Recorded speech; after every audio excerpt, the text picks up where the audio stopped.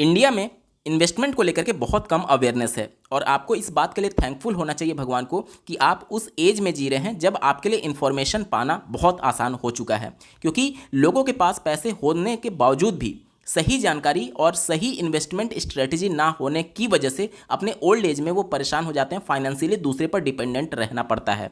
इस वीडियो में हम लोग इंटरेस्टिंग डेटा के साथ इस मुद्दे पर बात करेंगे कि जब आप अपना अर्ली एज में ही इन्वेस्टमेंट स्टार्ट कर देते हैं तो कैसे जब आपकी ओल्ड एज आएगी तो उस समय कैसे आपको फाइनेंशियली बिल्कुल फ्री कर देगा आपका छोटा सा एक इन्वेस्टमेंट। और जब आपकी एज जैसे जैसे बढ़ती जाती है तो कैसे इन्वेस्टमेंट के अमाउंट को बढ़ाने के बावजूद भी आप एक अच्छा वेल्थ क्रिएट नहीं कर पाएंगे। सब कुछ डेटा के साथ इस वीडियो में डिटेल में बात करने जा रहे हैं, अंत तक जरूर जुड़े रहिएगा। नमस्कार दोस्तों, मेरा नाम है नीरज। आप देख रहे हैं फिनोबिट यूट्यूब चैनल। अगर आप इस चैनल पर पहली बार विजिट कर रहे हैं तो इसको सब्सक्राइब करते हुए बेल आइकन को प्रेस करना ना भूलें। सबसे पहले एक ऐसे व्यक्ति के बारे में बात करते हैं जिनकी एज इस समय 25 साल है। 25 साल में यानी हाल ही में इन्होंने अपनी पढ़ाई कंप्लीट करके अपनी नौकरी स्टार्ट की है और इस एज में आपके ऊपर कोई भी लाइबिलिटीज़ नहीं होती है। आपकी हो सकता है शादी ना हुई हो जिसकी वजह से परिवार की लाइबिलिटीज़ आपके ऊपर नहीं है। इसके अलावा आपके माता पिता भी हो सकता है कि अभी रिटायर ना हुए हों, 60 से कम हो, तो आपके ऊपर उनकी भी लाइबिलिटीज़ नहीं है। तो यहाँ पर इस एज में आप अपने सैलरी का एक बहुत बड़ा अमाउंट बचा सकते हैं। और इस समय अगर किसी एक रिटेल इन्वेस्टर ने इन्वेस्टमेंट करना स्टार्ट कर दिया तो इसके बारे में देखते हैं कि क्या ये अपने 60 साल के एज तक कितना पैसा कलेक्ट कर पाएगा। यहाँ पर मैं ये मान करके चल रहा हूँ कि SIP मोड में वो 10,000 पर मंथ इन्वेस्टमेंट करता है और चूँकि टाइम पीरियड इनका ज़्यादा है, मैं ये मान करके चल रहा हूँ कि एक्सपेक्टेड 15% रेट ऑफ इंटरेस्ट के हिसाब से उनको रिटर्न देखने को मिलेगा। और आने वाले 10 साल के लिए वो केवल इन्वेस्टमेंट करता है। यानी कि जब उसकी एज 25 साल थी तब उसने शुरू किया और जब उसकी एज 35 साल हो गई तब उसके ऊपर परिवार की लाइबिलिटीज़ आने लगी। मतलब कि उसकी शादी भी हो गई, बच्चे भी हो गए और परिवार के खर्च से अब वो पैसा नहीं बचा पा रहा है। और साथ ही साथ उनके माता पिता भी अब रिटायर हो चुके हैं, बूढ़े हो चुके हैं और उनकी भी जिम्मेदारी उस व्यक्ति के ऊपर है। और अब वो SIP का अमाउंट पे करने के लिए सक्षम नहीं है। तो केवल 10 साल के लिए उसने 10,000 की SIP की, यानी 25 साल से स्टार्ट करके 35 साल पर अपनी SIP बंद कर देता है। तो इन 10 वर्षों में, ध्यान से देखिएगा, इन 10 वर्षों में जो टोटल उसका इन्वेस्टमेंट था वो 12 लाख रुपए का था और इस पर जो उसे रिटर्न मिला वो 15,86,000 का मिला। और टोटल जो उसका कॉर्पस बन गया वो 27,86,573 रुपए का टोटल उसका कॉर्पस बन गया। अब इसके बाद 35 साल की उसकी एज हो चुकी है।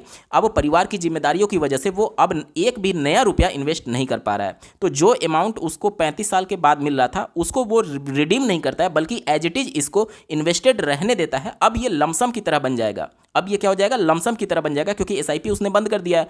तो अभी उसकी एज 35 साल है और जो सैलरी वो पा रहा है इस एज में उससे उसका घर खर्च और सभी जिम्मेदारियां पूर्ण हो जा रही हैं और वो इस पैसे को नहीं निकालता है। और आने वाले 25 साल तक, यानी कि जब वो रिटायर होगा 60 साल की एज में, तब तक वो इस पैसे को नहीं छूता है। तो देखते हैं इन 25 सालों में ये जो अमाउंट हो चुका है SIP के थ्रू, अब ये लमसम की तरह काम करेगा और इन 25 सालों में ये अमाउंट बढ़ करके कितना हो जाएगा। आप अपने स्क्रीन पर देख पा रहे होंगे, यहाँ पर मैं लमसम कैलकुलेटर ओपन करता हूँ और जो SIP के थ्रू 10 साल में उसका कॉर्पस बना था 27,86,573 रुपया। चूंकि 25 सालों की बात हो रही है यानी लॉन्ग टर्म है, तो लॉन्ग टर्म में हम मान करके चल रहे हैं कि 15% एक्सपेक्टेड रेट ऑफ रिटर्न उससे मिल सकता है। और इन 15 सालों में जो उसका कॉर्पस बना, आप अपने स्क्रीन पर देख करके चौंक जाएंगे, 9,17,31,065 रुपया। ये केवल और केवल 10 साल SIP चला करके, और 10 साल के बाद उसने SIP बंद कर दिया और 35 साल का जब वो था उसके बाद से एक भी नया रुपया इन्वेस्टमेंट नहीं किया। सिर्फ इसी अमाउंट को जो कि SIP के थ्रू उसका कलेक्ट हुआ था 60 साल तक, यानी कि आने वाले 25 वर्षों तक, 60 साल की एज तक और आने वाले 25 सालों तक केवल उसे इन्वेस्टेड रहने दिया। तो इसकी वैल्यू बढ़ करके 9,17,31,065 रुपये हो चुकी है। वहीं पर एक दूसरा रिटेल इन्वेस्टर है जो कि शुरुआती में जब उसकी नौकरी लगी तो उसे ये लगा कि अभी इन्वेस्टमेंट करके क्या होगा, अभी तो खेलने खाने की उम्र है, और वो शुरुआत के 10 साल अपना बिता देता है मौज मस्ती करने में और उसे 35 साल की एज में जाकर के इन्वेस्टमेंट के बारे में पता चलता है और वो उसके बारे में जाकर के तब सोचना शुरू करता है 35 साल के एज में।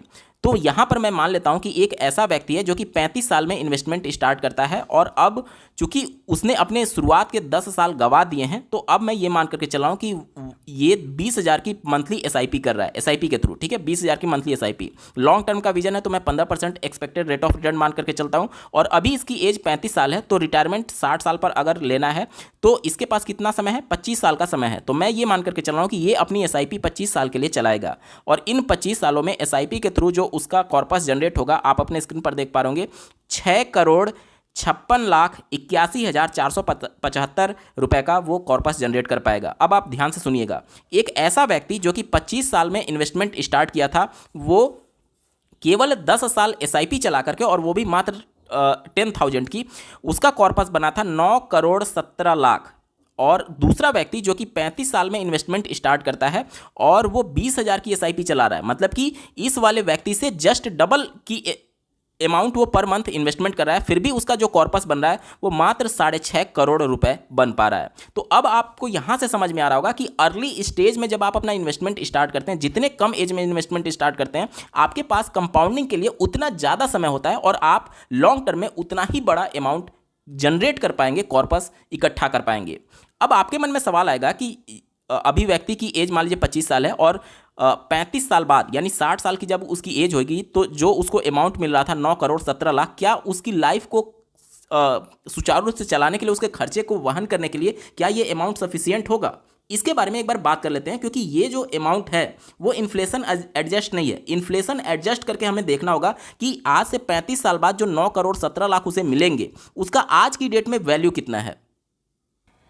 अगर मैं इन्फ्लेशन कैलकुलेटर के माध्यम से फ्यूचर कॉस्ट जो कि हमें 9,17,00,000 के आसपास मिल रहा था, यहाँ पर देख लीजिए ये फ्यूचर कॉस्ट है जो कि 9,17,00,000 के आसपास है, इसको अगर आज के करंट कॉस्ट के हिसाब से हम लोग देखें 6% इन्फ्लेशन रेट के हिसाब से, और 35 साल मैंने यहाँ पर सेट कर रखा है, तो 9,17,00,000 का जो आज के डेट में वैल्यू होगा वो 1,19,50,000 के बराबर होगा। यानी कि आज के डेट में ये जो आज से 35 साल बाद जो आपको 9,17,00,000 मिलेगा, अगर आज के डेट में उस पैसे की वैल्यू देखें तो आपके पास 1,19,50,000 यानी ऑलमोस्ट अगर हम लोग इसको राउंड फिगर कर दें तो 1,20,00,000 रुपया आपके पास होगा आज के डेट के वैल्यू के हिसाब से, 1,20,00,000। तो ये भी मुझे लगता है कि एक परिवार के खर्चे को चलाने के लिए मोर देन सफिशियंट है।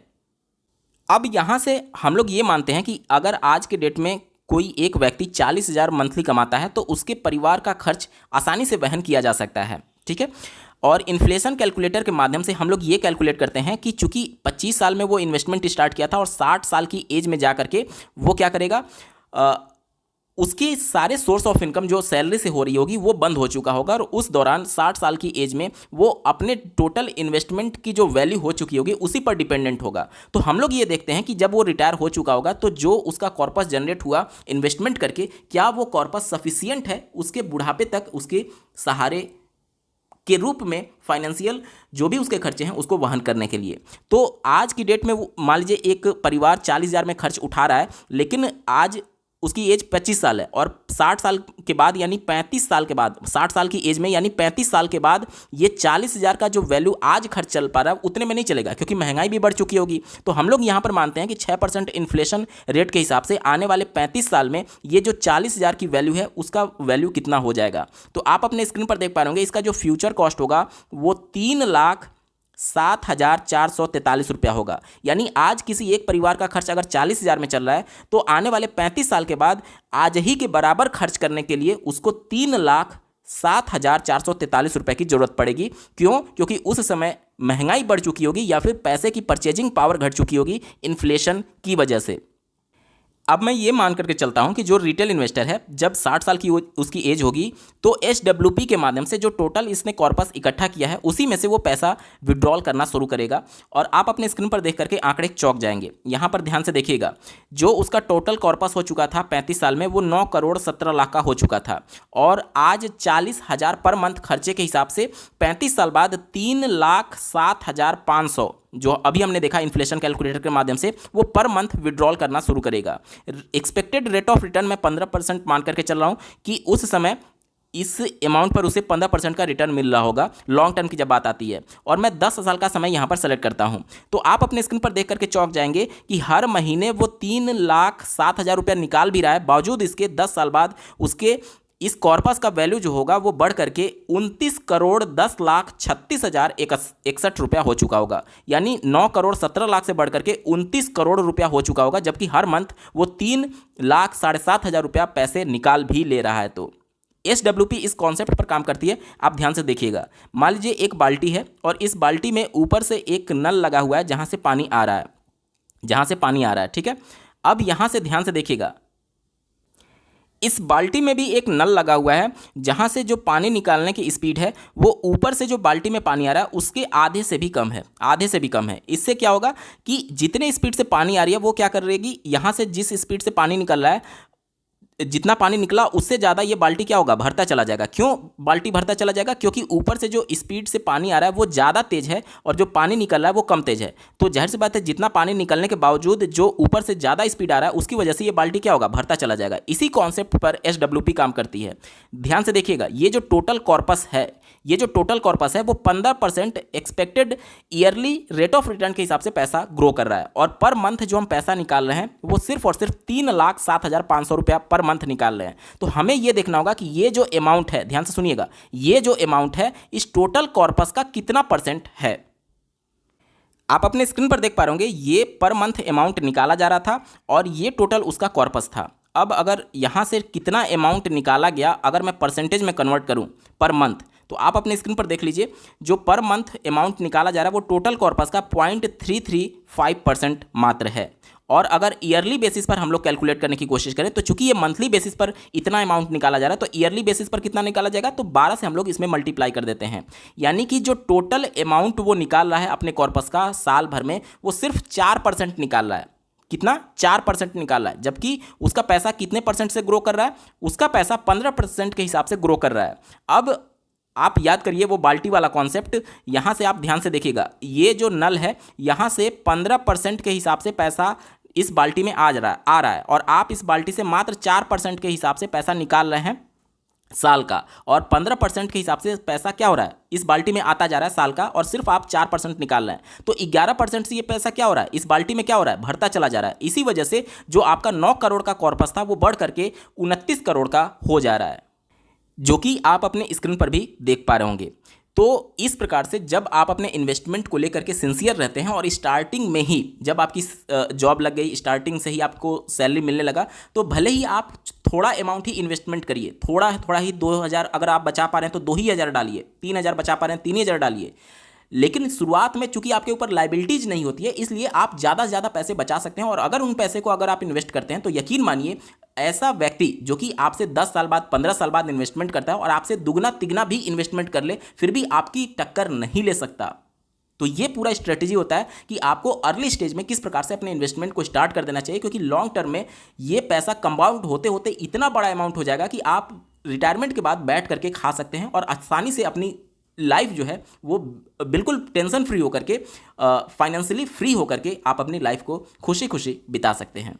दोस्तों आपको ये वीडियो कैसा लगा, मेरा एफर्ट कैसा लगा, कमेंट के माध्यम से जरूर बताइएगा, और ऐसे ही महत्वपूर्ण अपडेट के लिए चैनल को सब्सक्राइब करना ना भूलें। इस वीडियो को देखने के लिए आपका बहुत बहुत धन्यवाद। भगवान करे आपका दिन शुभ हो।